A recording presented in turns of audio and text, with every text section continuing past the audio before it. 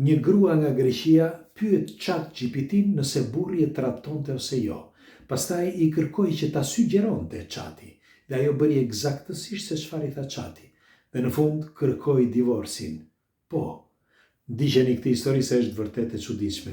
Kam qeshur me lot sepse isha me një dy shok dhe po lexoja tek një faqe, është një radio këtu në Itali, 105 kush e njeh, dhe më bëri për të qeshur me të vërtetë. Por ndiqeni me kujdes sepse ndodhin ende sot, jo vetëm në Greqi, por edhe në Shqipëri, në Turqi, në disa vende të tjera. Kush është rastisht dhe nuk e ka bërë ende, le t'i bëj like faqes që të shihni sërish dhe faleminderit që jeni për bashkë, sinqerisht. Një grua për ta gjetur këtë grua se kush ishte, mu desh kohë, sepse doja të paktën një emër, Ana. Ana ishte martuar, 12 vjet që ishte martuar me Jorgon, dhe Jorgu ai shkret shkonte në punë, vinte nga puna, edhe çdo gjë, ndonjëherë dilte me shokët, sepse e keni parasysh çift i ri, dhe 12 vjet bashk, ishin martuar që ishte, ajo ishte 26, ai 28.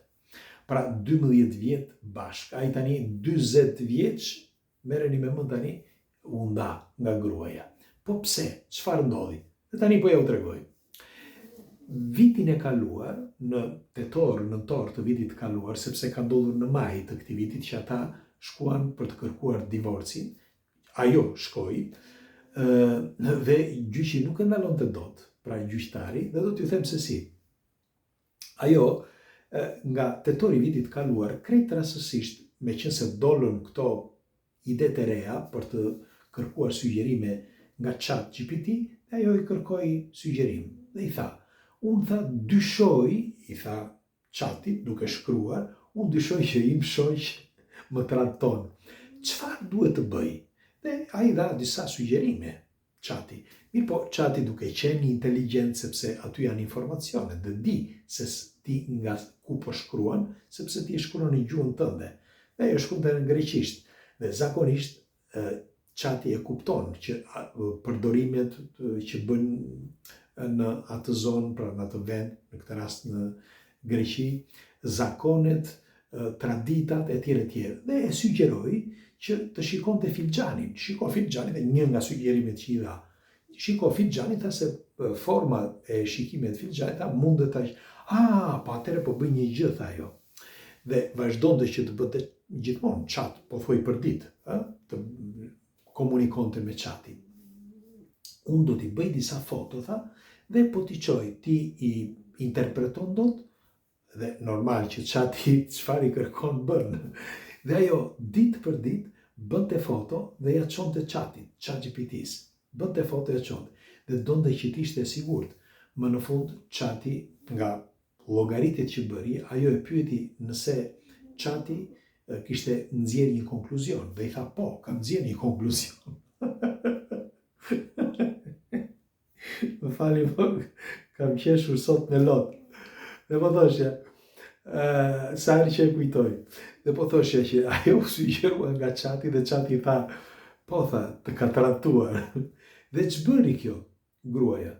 E sigurt kjo, mori laps edhe flet dhe e mbushi atë fletën dhe e çoi tek avokati dhe kërkoi divorcin. Fillimisht Jorgu ai shkret mendoi se ishte një shaka, sepse ajo i la në tavolinë atë fletën dhe për fat të keq, me një fjalë të asaj, shtëpia është e Jorgos, nuk është e saj, por tani nëse bën ndarjet, normal që ndarjet e pasurive, normal që i bie dhe asaj diçka. Me sa kuptova kanë një fëmijë, një vajzë të vogël. Me sa kuptova, nuk e di, sepse ditë lexoj greqisht, por nuk e kuptova themi sepse vetëm një shkrim ishte diku në Instagram, në një koment, dikush që e njeh këtë çiftin, sepse të tjerat nuk flasin për privacy, pra çfarë janë portale edhe televizione. Dhe e çuditshme është që ajo i la këtë fletën, ja la mbi tavolinë dhe iku tek prindrit e saj.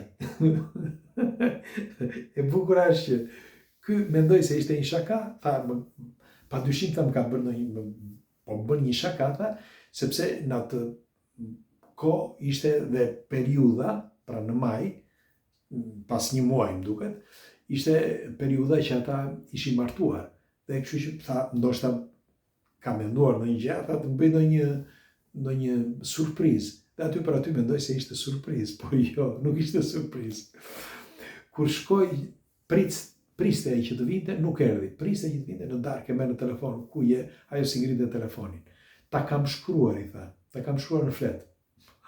Nëse ky shkoi tek shtëpia e saj, foli me prindit e saj dhe dëgjoni se çfarë përgjigjesh than prindit. Nëse ajo mori 89% duke sa kishte 89-90% të mesazheve të chatit që ti e traton, atëherë padyshim ti e traton. Prindrit e vajzës, turpi madh, jemi në vitin 2025, të shikojnë filxhanin, t'ja tregojnë chat GPT-s dhe chatit i thotë që ky traton. Ai shkreti Jorgua Qante thotë, çan këto budallëq? Njoh, kam shoqe, po i njeh dhe ti. Shokët, dal ndonjëherë me shokët, i njeh dhe ti, po nuk kam asnjë lidhje me askënd. Dhe si përfundim u përballën një gjyq. Por dëgjoni se çfarë ndodhi në gjyq, sepse ja u thash që në fillim që ishte e çuditshme. Kur shkua në gjyq, gjyqtari tha që kjo është teknologjia e fundit. Ne nuk kemi një program që themi që kjo nuk bëhet, kjo bëhet. Ose kjo është e drejtë, kjo nuk është e drejtë. Dhe nëse kjo është sugjeruar nga një chat, nga një telefon, nga një kompjuter, apo ku ta di unë nuk kam zë në kapitull, i tha. Me një fjalë, e vetmja mënyrë që ti të flasësh me të. Dhe ky i tha, unë do e them këtu, tha, publikisht, atë çka ka parë ajo, tha, në filxhane, apo qoftë edhe në chat GPT, tha, është ajo çka ajo ka dëshiruar që të dëgjoj ose që ta çoj chatin në atë rrugë, ose dhe filxhanin në atë rrugë. Sepse pi gjithmonë, normal që sot apo nesër, një apo një tjetër form do i afrohet asaj që thot chati, që është, për shembull, është negative, apo jo. Për shembull, nëse aty është, si ta them, sfurku që, me ato me 3 linjat, që tregohet që është treshe, do të thotë që ka një lidhje tjetër, kjo është e vërtetë, në filxhane, e kemi thënë këtë në emisione, por kjo mund të shihet në filxhan dhe e dim, dakord, por s'ka nevojë që ta interpretoj chati dhe të thotë gjëra pastaj që ti shtoj. Pra ai me pak fjalë tha që ajo, pra gruaja e tij, e çoi chatin që ti ta sugjeronte që të merrte përgjigjet ajo, ashtu siç asaj jo dëshironte, por që i vinte në mendje, sepse mendonte me të vërtetë që unë e kisha tratuar. Por unë, ç'është e vërtetë, nuk e kam kurrë tratuar as me mendim, jo me vepra. Si përfundim, trupi gjykues e vlerësoi si të denjë atë kërkesë për divorc dhe i dha divorcin. Po, me një fjalë, jemi në vitin 2025 dhe gjendemi brenda një kopshti zoologjik, që nuk dihet se duke filluar që nga bariu, nga dashi, nga delet, janë të gjithë njësoj. Është vërtet për të ardhur keq, por unë do t'i thosha edhe diçka tjetër. Shiko, chati, sepse të flasim për chatin, chat GPT, ti çfarë i kërkon, atë, sepse dëshira jote është që ta çosh me ato pyetje që ti bën, që të marrësh ato përgjigje. Kështu që ti kur e drejton në ato pyetje që ti dëshiron, patyshim do t'japi. Kështu që unë mendoj që për gjëra intime apo familjare apo ku ta di unë, nuk duhet pyetur chat GPT. Ti shikon, jeta është kjo. Në fjalë, ju çfarë mendimi keni për një gest të tillë? Si mendoni ju? Ky çift 12 vjet bashk që të ndahesh për një filxhan kafeje, apo ndoshta dhe për diçka tjetër që të tha një magjistare apo një sensitive, pa edhe sikur ti jetë e vërtetë, ti duhet ja për shansin tjetër, sepse duhet të shikosh se ku është problemi, se mund të jesh ti problemi. mund ta kesh gjeneruar ti problemin. Kur janë dy njerëz, dikush e ka gjeneruar problemin. Dhe nuk mund t'ja edhesh gjithmonë tjetrit fajin. Shikoj njërin nga vetë jote. Pra, ju çfarë mendimi keni? Le ta diskutojmë sepse tash më bëri prapë për të qeshur, nuk do të qeshja, po më bëri prapë për të qeshur.